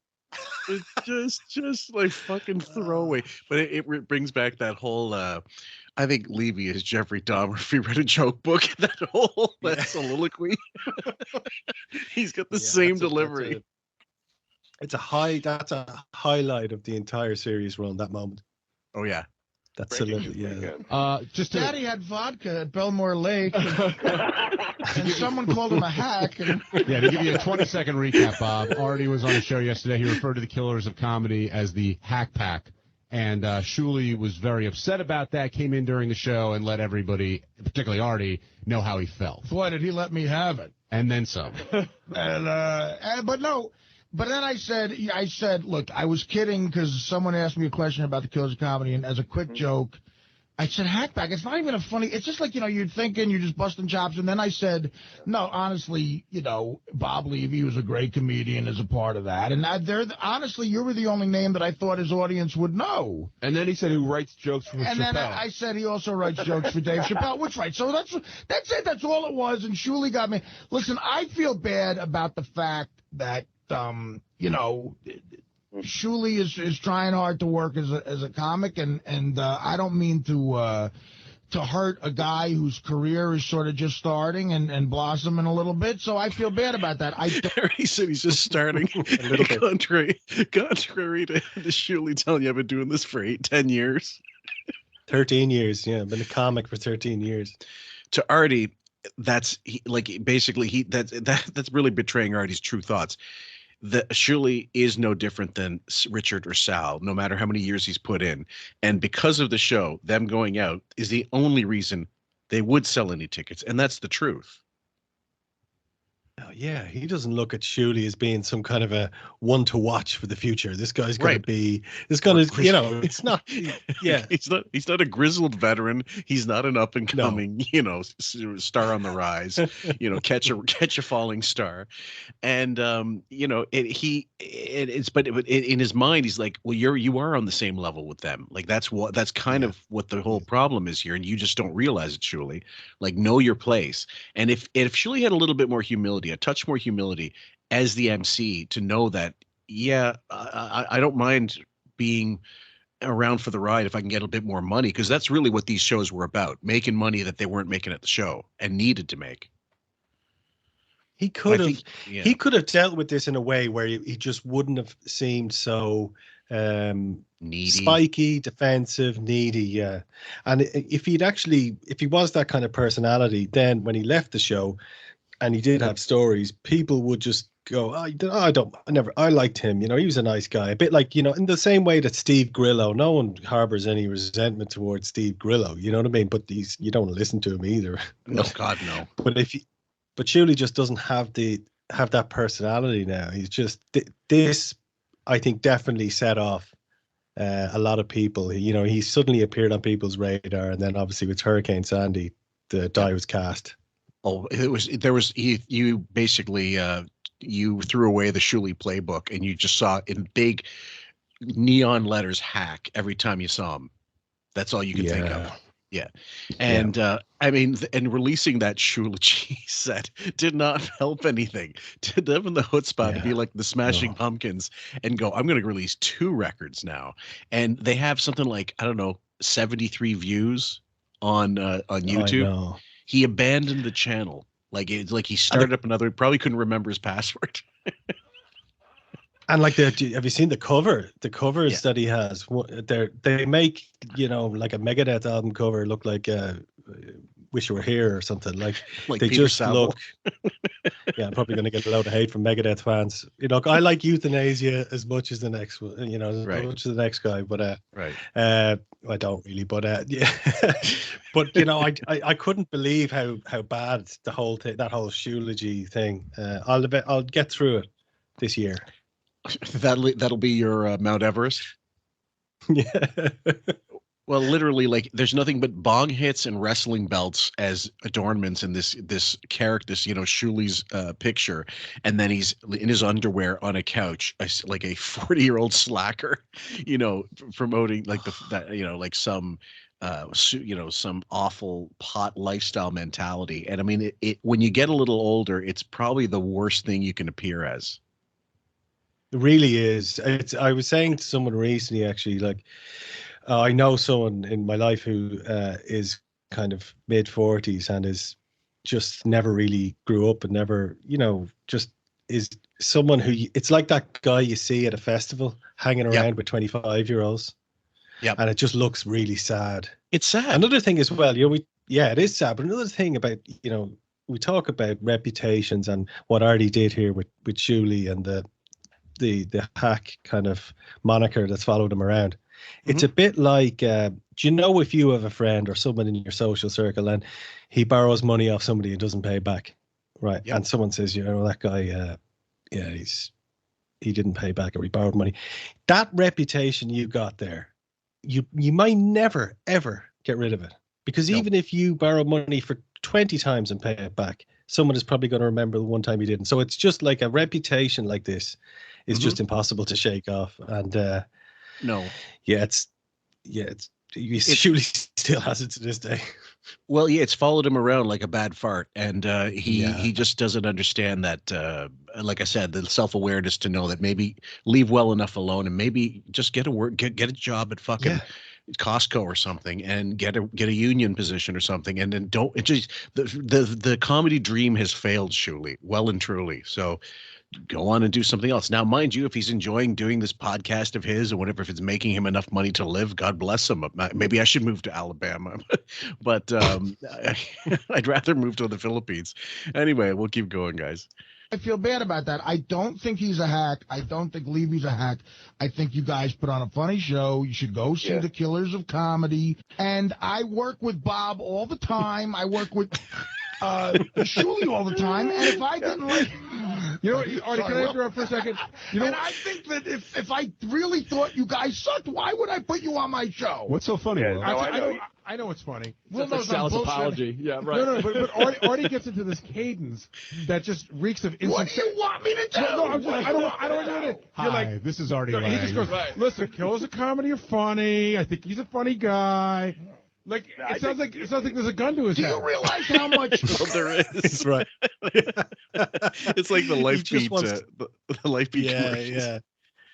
Yeah, he just wants to get out of there. He just wants to end this now. It's he's just.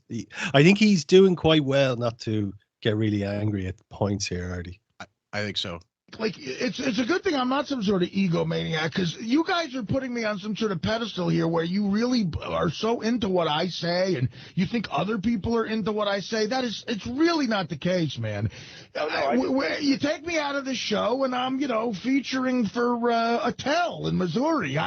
And trying to get back on a sitcom as a fat neighbor, which, is a great future. I think the thing that got the guys going and everything is the part when you say the word hack is like calling almost like a black guy the N-word to a comedian. And no, it's not. To a comedian, it feels that way. No, it's not. No, it's not. That's what I think. Do you think? What do you think? Chappelle would rather be called a hack or a nigger? Probably the N-word. I mean, as a comedian, that's how I feel. You know what I mean? I'm quite sure he'd rather be called a hack. Yeah, this reminds me of what Eric the Midget said that once, didn't he? About the midget word. So it's as bad as the N word. Right, and Artie goes like, I tried it. I called both. I said it to both, and I got my ass kicked by one. The other one, it didn't matter. I'll never forget the one time he told a story about being at Beecher's Madhouse in wherever it was, Vegas, and there was a champagne bottle that was taken out of a bucket of ice, and there was a dwarf. They were doing dwarf tossing or something. One of the dwarfs threw up, and got vomited. He vomited right into the slot where the champagne bucket was. It was a perfect shot. Sorry, right where the champagne was in the ice. He said it was a perfect aim. Anyway, we'll keep going, guys. Degradation. A lot of hacks have been lynched, I think you'd rather be called a hack than a nigger. I mean, come on. Hey, Bob, Shuli did something sort of interesting. He ranked the Killers of Comedy. If you're out on tour and you've got Artie, what would your lineup be? Like, from best to worst, knowing all of them are good, of course. Well, everybody, look, I am proud of, both of the tours. I think they're both killer tours. That, you know what I mean? What tour? I don't have a tour. I'm not touring. But you are. When you do a show, that's basically, you're touring when you're out there. No, you know what I mean? How much? First of all, how much time does Sal do on each show? On the bigger shows that we do with me and Florentine, he'd probably do 15. Right. You know what I mean? And then me and Jim would do the bulk of the time, and then Shuli would do a lot of the time up front. Is Shuli better than Florentine as a comedian? As a comedian, Shuli's really good, but I don't think he's not better than Jem. You know what I mean? But he's very good. I mean, everybody. I'm proud of all of them. I think they're all doing a great job. Who's the least talented on the Killers? Yeah, let's get right to. I mean, the one that the one that if you had to drop, you know what? You had to push one off the boat. Who's getting cut? I don't think I wouldn't cut anybody. I mean, I really think everybody does a great job in their own You got to way. cut one guy. Gun to your head, you got to cut one guy. Levy's doing his best politician impression as well, clearly. Yeah, he's struggling. But look, it's a shitty question to ask, though. He's got to face those guys. He's got to go out with them. And like, it's just, I don't blame him for being foxy. Yeah. Yeah. I would. The only one I would cut is probably Richard, only because. All right, enough said. So okay, Levy thinks Richard sucks. Fine, we get it. No. What do you mean, Richard? Richard? Why is Richard a prima donna? Richard's the worst comic on the tour. No, he's not. He's the hackiest of the Packers. He always got to have the certain plane trips. It's just a lot of work with him. That's the only thing. Oh, by the way, that's another thing. I got a mouthful about Richard's prima donna shit. What do you mean? Because I get the other end of it. Bob, can I get into this? Or okay, let me quickly. Richard might be assholing himself out of a gig. Here's what I get. What I get from Richard is because he comes to me and he says, hold on, Bob. He comes to me and he says, God, when I do these trips with Bob, Bob finds the cheapest ticket he can find, right? Which sends me if we're playing Miami, I got to fly from like Atlanta to Chicago back down to Miami. That's brutal. Like adding hours to your flight by going backwards. Yeah. Jesus, or going like westwards and then going south. But you know what, Fillmore, things haven't changed. Look what happened in Pottsville or Pottstown, wherever the fuck that place is. Where the show was. It was people sleeping rough in their cars, and much like Potsdam, there were massive bombs. Yeah, these were members of these were actual staff members of the Shuli network. It's not a network, by the way. It's just a joke. Yeah, that's right. And everybody laughed on cue. True. I think that the hardest part, the hardest thing there is like the what they're going to talk about now. We're going to almost ready to wrap this up. Shuli, Richard's talking about the lack of professionalism in terms of coordination, and I can only to me there's nothing more frustrating than transit. Like if these guys are all effed up, like Levy's incompetent, Shuli's just a wake and bake stoner, and they're all idiots, and then looking for, instead of rationalizing, well, the time you spend in layovers, you spend money maybe in between, you might miss your flight, wasting time. Let's just say don't do that gig. And that's where Richard's going to come into in the studio and start talking about, like, maybe better not to, I'll decide not to do the gig if it's that much of a hassle, the way you guys organize it, which is not organized, Chicago back down to Miami. Not true at all. And he said that, by the time I get there, I'm so fucking exhausted. We only have one flight. It's always one flight, but he doesn't like to get on a smaller plane sometimes. And Bob, you told me that you've missed a plane at least once because Richard was drinking and said, "Look, you got to come find me. I'm getting drunk." Otherwise, no, he wasn't. He was drinking at the bar. That never happened. Away from the thing. It's Rescue Me Extras Richard Christie. Richard, are you a prima donna? Is that a fair? No. Is it too much to ask? When we were in Toronto, I got stuck in an airport for a full day because I didn't get to book my own flight. Yeah, but nobody gets to book their own. There's 6 guys. How can you let each Jim person Florentine book booked his own flight? Because Levy's an idiot. He can't comprehend that people can independently go on like Kayak or Kiwi.com or Agoda or something and just fucking, or Booking or Expedia, and get their own fucking flight and make their way independently. Sure, and just if it's part of the deal, just send on the costs and they can be reimbursed or whatever, depending on what they've arranged. Show the receipts, show the credit card bill. Now it comes on your phone. I mean, it's all automated now. He was the only one because he was coming from somewhere else. All I ask we had a limo picking us up. You can't have a limo come 6 times. I would have paid for my own cab. I don't mind. All I ask, I like booking my own flights when we do these comedy shows because a promoter is not going to give a shit about how you get there. They're going to put you on a small plane, give you flights where you have to do layovers.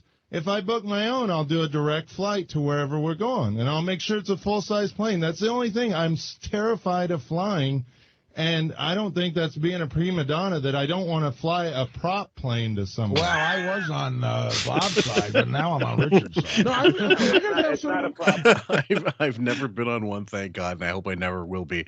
But I will tell you, that's coming from his days in Death, or Charred Walls of the Damned, or whatever he played in, where they had to be playing South America and probably got really shitty flights with all this gear and stuff, like that scene in Almost Famous at the end when they're all in that turbulence. It's probably nightmarish. The turbulence is like free fall. It's like heart in your, stomach in your throat, kind of. Oh yeah, with those prop planes. So I don't blame him, dude. I hate it too. I hate it. Yeah. So I'm a Richard here. Yep. It's not a prop plane at all. You guys had to fly a prop plane from Cleveland back to New York. That was one time. That was one time. Yeah, but that one time, I'm not going to do that. I'm sorry. I agree with Richard. Yeah, if you guys would have booked your own flights, you would have known that you weren't going to be on a prop plane. You guys didn't even know until you got to the airport that you had to fly a prop plane because the booking agent or the promoter booked that flight. Bob, if Richard's willing to handle his own ground transportation on both ends, and he calls you up and says, I got a flight, and this is how much it is, what's the big deal if he books his own flight? No, I mean, that's fine, but he's going to have to get from the airport. He's going to have, all that stuff. I mean, Bob's making it sound like he's got to. He's the Franklin expedition. He's got to map so much out. Like, dude, it's simple. What the fuck? He's got no problem. Most humans would not have a problem with that. Most adults. No, you walk out, you hail a cab or whatever. You say, "Here's the hotel," and or you opt for a rental car or whatever, and you go. These days now, your GPS is your Google Maps or whatever the fuck you're using, MapQuest or whatever. Maybe it's all, Maybe there's something else happening here, but Bob seems to be fairly defensive here about having him organizing the trip. Maybe I wonder if you did an audit on the expenses on this tour. I tell you, there's probably a lot more to that idea than meets the eye. Because I mean, we know that Shuli's extremely suspect with all that shit. We've witnessed with Scott, with Richard himself. Actually, that was a great one we covered. Shuli math with Carrie, and if it was not booked by the promoter and booked by Levy so that they could save more money, or that Levy could tell him, like, we're going to shoulder some of the cost for this. Say it's this much, and it actually costs this much. You know what I mean? Claim 200, but it costs like $100 or something. You know what I mean? That's entirely possible. I would do that. Yeah, I would take care of that myself. I don't mind. I know. The main thing is trying to get people the money because you know what I mean. Because I got 6 guys on the show, and he's got Gary telling him what he should make a show, and I can't afford that. Well, that was another thing in Pittsburgh. I got 3 hours from Levy about how big of an asshole Richard is. I'm not telling Richard what he should make a show. Richard. Levy thinks that Richard consulted you and you gave him a way too high price, and now I didn't give him any price. I didn't give him a price at all.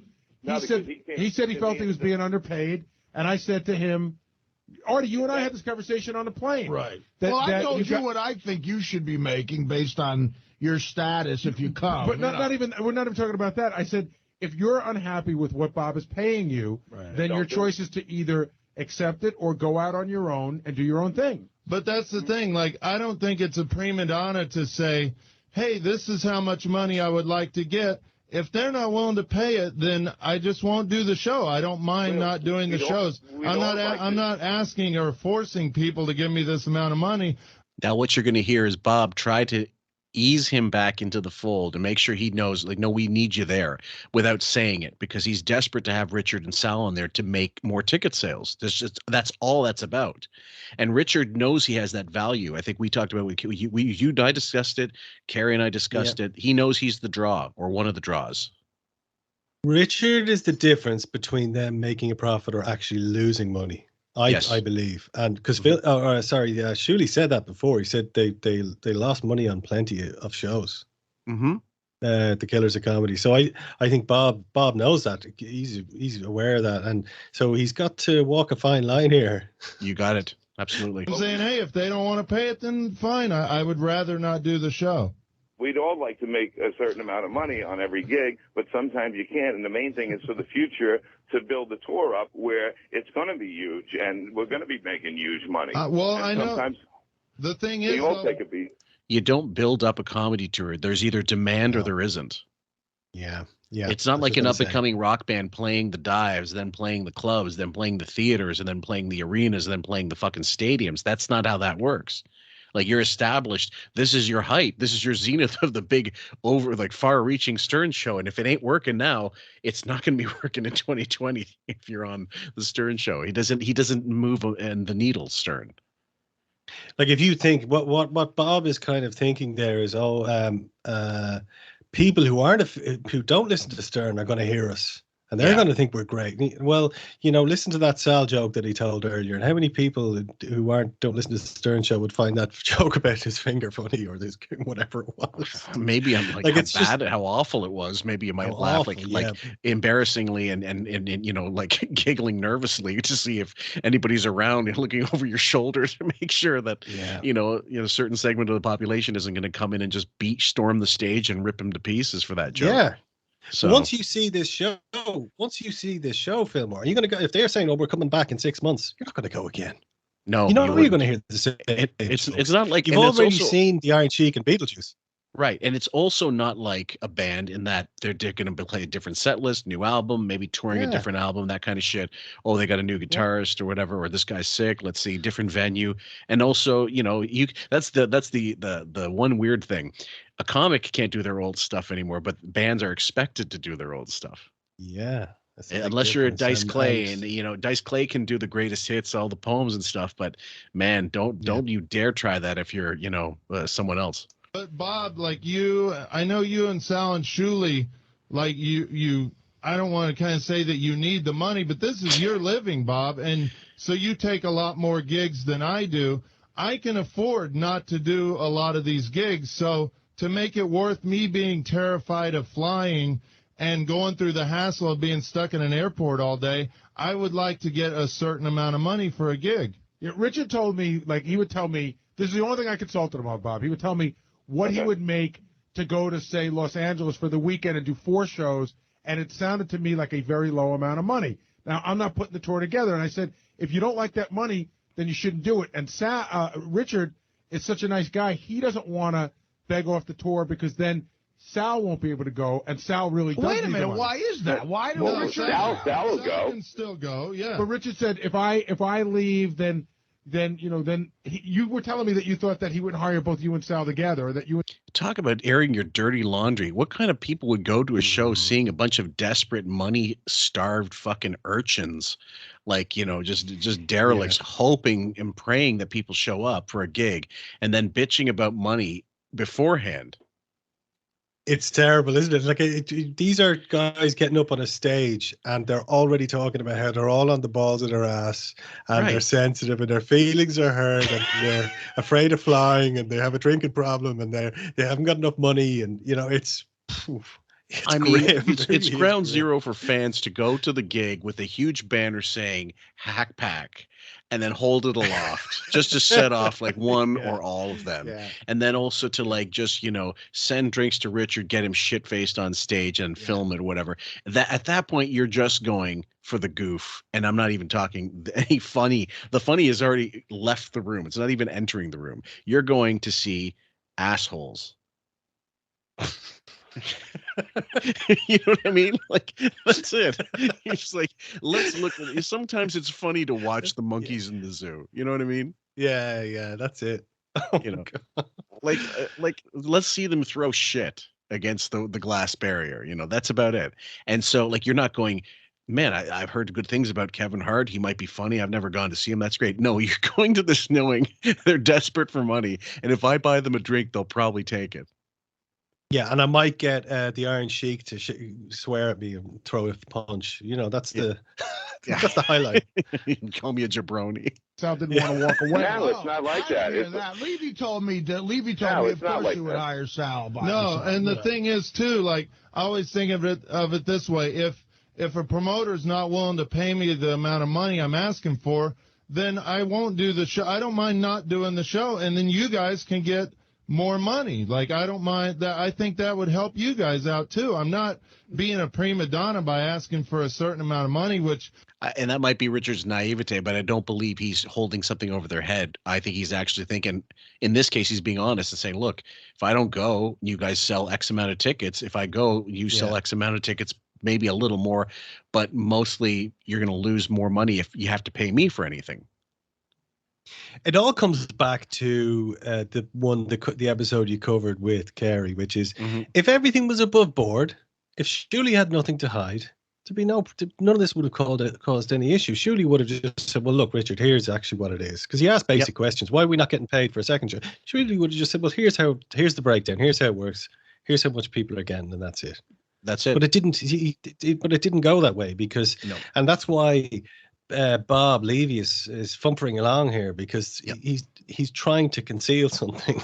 He's juggling scam after scam after scam. I mean, I realize I'm not very confident in myself, and I don't think I deserve a ton of money, but it's not about Richard. It's not about the stand-up. It's the promotion that you bring to these gigs. You and Sal bring the most promotion to everybody, so that's why you're so valuable to the tour. Here's what it is. This is what. And I think he gets paid a nice amount for doing 10 minutes on a show, and I'm telling you. But it's not just. Hold on, Bob. It's not just about the 10 minutes he does. It's about the promotion. You guys need each other. Bob, we all need each other. I do promotion too. But forget about the promotion you do. They're doing the promotion on the show, right? And that goes a much longer way. So they need to be compensated for that. But they can't put a full show on without you, and you need to be compensated for that. And that's a conversation I had with Richard. I never gave him numbers, man. I think Gary did give him numbers, to be honest with you. And when and even just by saying you should be asking for more, you've already done the damage. Oh yeah. Once you sow that seed, Yep. Gary instigated that aspect of it, but also Richard probably did deserve a bigger cut. And the problem is he probably did a head count, knowing what the tickets were like and knowing what the size of the venue. It doesn't take a genius to just go 1, 2, 3, 4. Why am I only getting $500 when we sold like 1,000 tickets at $20 a pop? And I'm essentially a linchpin for this because of my affiliation and popularity on the show. And not only that, I'm in a prop plane when I don't, I can't even get to pick how I travel. I think Richard is right. I think but look, this is, it is what it is. It is what it is. Yeah. It's a borrow buoyism, guys. Well, we're going to leave that one as it is, guys. I hope you've enjoyed it. The next time Len and I get together, we will probably be going back into the Drew, finishing that one off, possibly, or going into some other topics of his choosing, or something that we both decided we gotta nail this thing to the wall. But as for the future Shuli stuff, we will get it done. But again, it goes in the mix, a lot of different episodes. So if you're a fan, if you're only fan for the Shuli stuff, I'd suggest save your money because we're not going to do enough to satisfy you.